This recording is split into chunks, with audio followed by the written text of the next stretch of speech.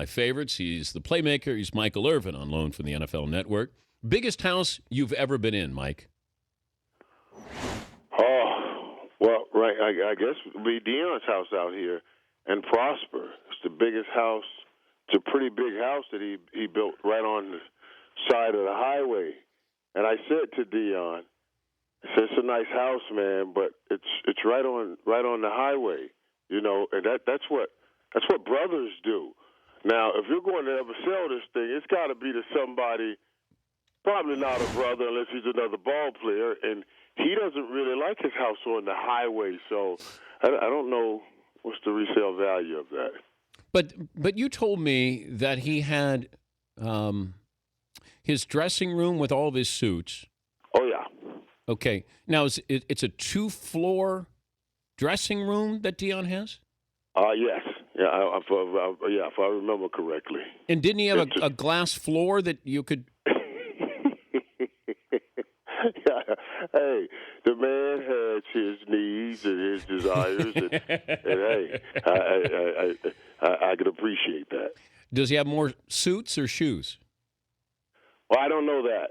I don't remember that, but I know he had a lot of suits up there, a lot of suits. And then this is the thing, style changes, you know, and the suits, you know, they were the overcut size baggy suits, so now style changes, and you're stuck. I'm stuck with a lot of those suits. I want to try to recut them, but you can't do that.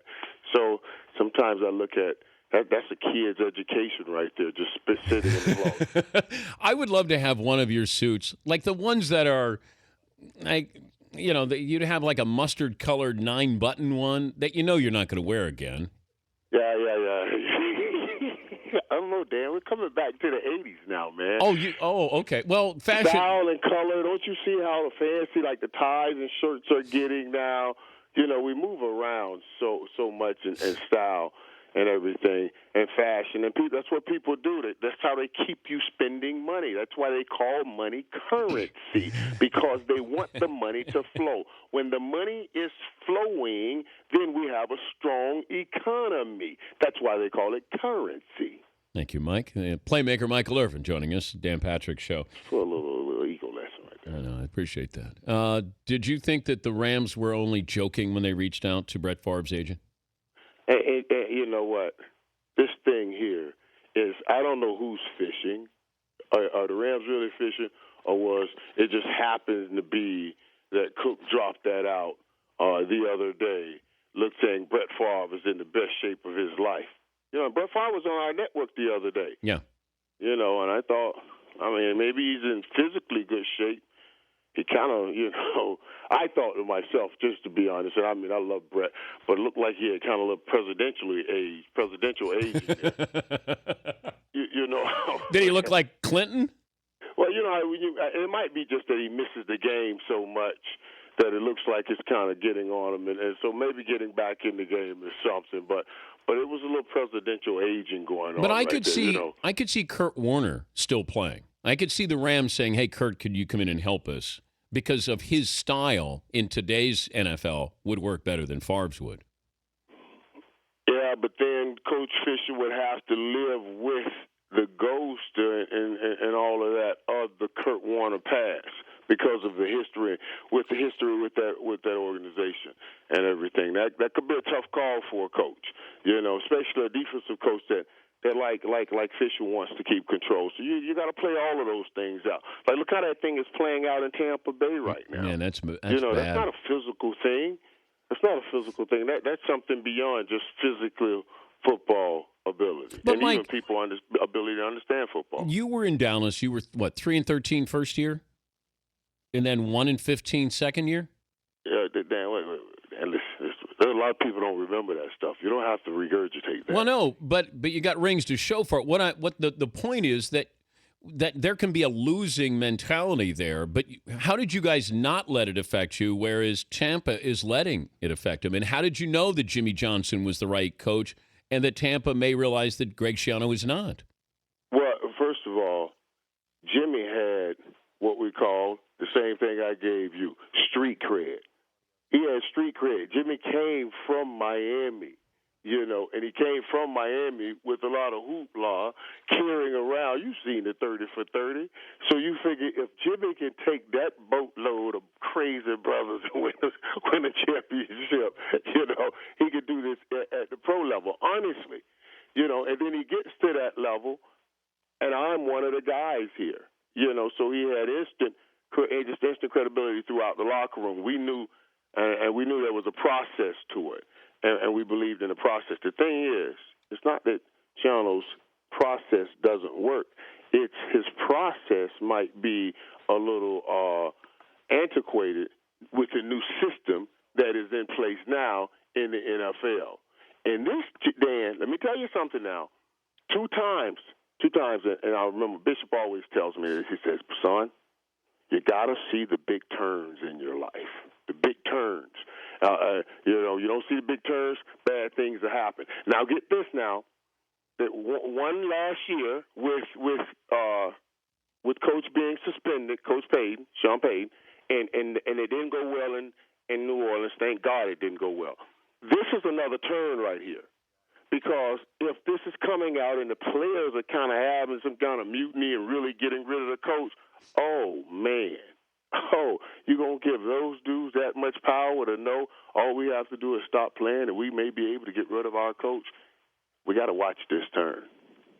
Yeah, I think it's pretty dicey there for Chiano there. But that whole kind of college mentality, can that work? It works. It's working pretty good in Seattle. Don't you think? But Pete is more of a player's, like he's a cheerleader, rah-rah. I mean, he's a smart coach. I think it's working more in San Francisco. I think Harbaugh is more like that than Pete Carroll is. What we're saying is the same thing, just dressing her differently. Let me tell you what we're saying. We're saying what I've been chirping about for a while. You are no longer ruling these NFL teams with dominion over. It has to be partnership with. And that's what those other guys are doing.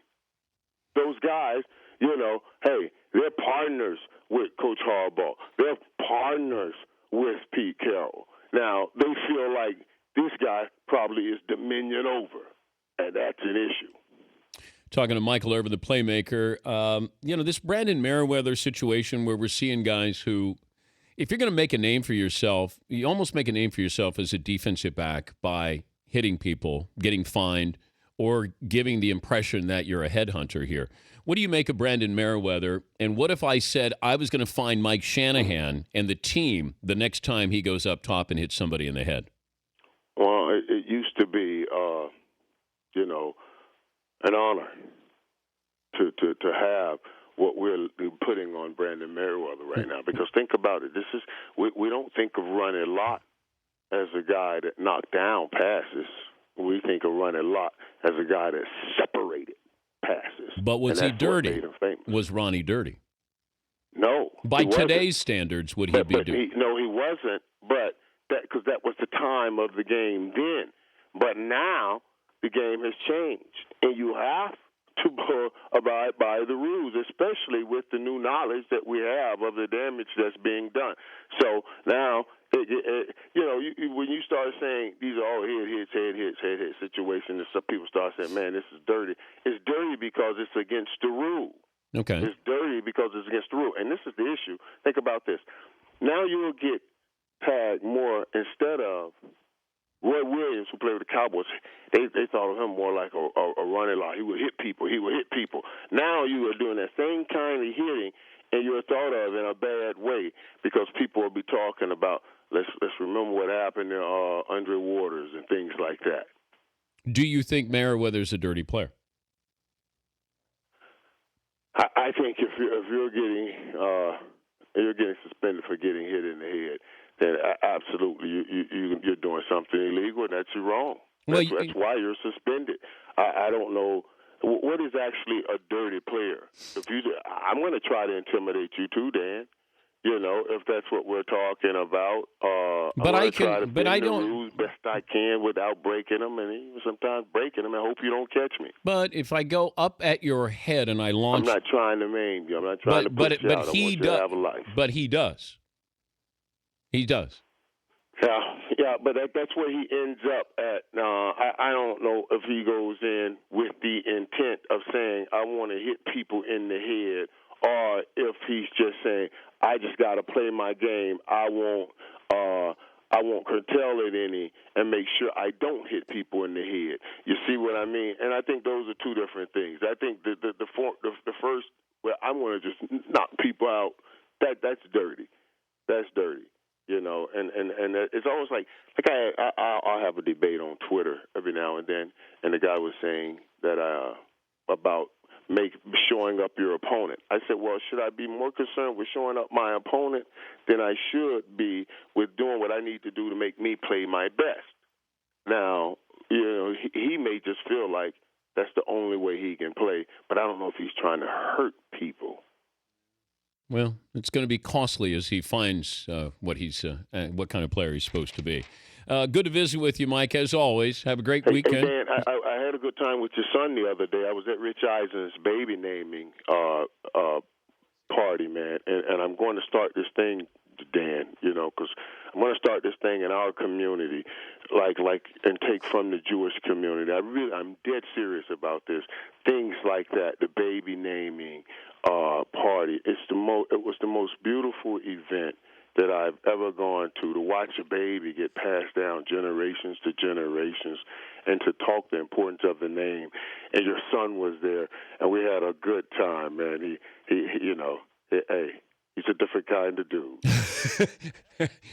Yeah, he's their fourth child. He's always at the Eisen's house trying to, get a meal. I don't think he realized there was a ceremony. I think he just went over there to get something to eat. That's what he said. Yeah. That's what he says. He says he's always here. But Susie takes care of him, though. They were telling me if my daughter comes to USC or UCLA, that she could come right on over and just come right over to the house. I said, that's great. That'll work just well. Hey, good to visit with you, Mike, as always, and have a good weekend. Hey, you too, Dan. All right, that's Michael Irvin, Playmaker. The Dan Patrick Show, weekday mornings on Audience.